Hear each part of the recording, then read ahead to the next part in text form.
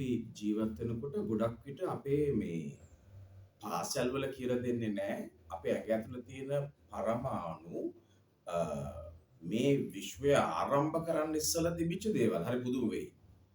ඒ විශ්වය ආරම්භ කරන්න ඉස්සලා තිබිච්ච පරමාණු අපේ ඇඟේ තියෙනවා නම් ඒ ඇඟ ඇතුලේ ඉන්ෆෝමේෂන්ස් ඒ දැනුම බුද්ධිය අපි ගාව තියෙනවා.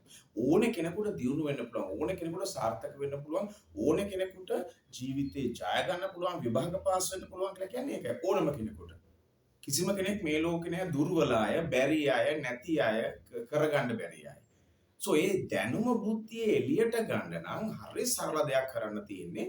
ඔයා නිතර බලන දේ, ඔයා නිතර කියන දේ, ඔයාගේ ටාගට් එක, ඔයාගේ ඉලක්කයට සමාන වෙන්න ඕනේ.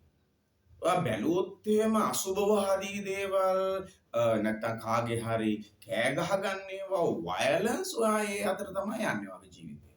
ඔයාගේ ඇඟ ඇතුලේ තියෙන පැහැදිලිවම මිලියන ගණනාවක් අවුරුදු වල ඒ ඇඟ ඇතුලේ තියෙන දැනුම බුද්ධිය එළියට ගන්න පැහැදිලිවම හරිම සරල දෙයක් කරන්න තියෙන්නේ. ඔයා නිතරම ඔයාගේ ඉලක්කය සාසුබවාදී දේවල් ජයග්‍රාහී දේවල් පිළිබඳව හිතන්න ඕනේ, කතා කරන්න ඕනේ, ඒ ගැන හැඟීම් බර වෙන්න ඕනේ.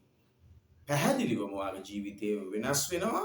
ඔයා ලස්සනට ඔයාගේ ඉලක්කය වෙතම මනස යොමු කරගෙන තියාගත්තා. ඒ නිසා තමයි යුනිවර්සිටි 10 කියන concept එකෙන් හැමදාම උදේ හැමදාම රෑ ඔයාට බලන්න වීඩියෝ එකක් hand phone එකට එවන්නේ.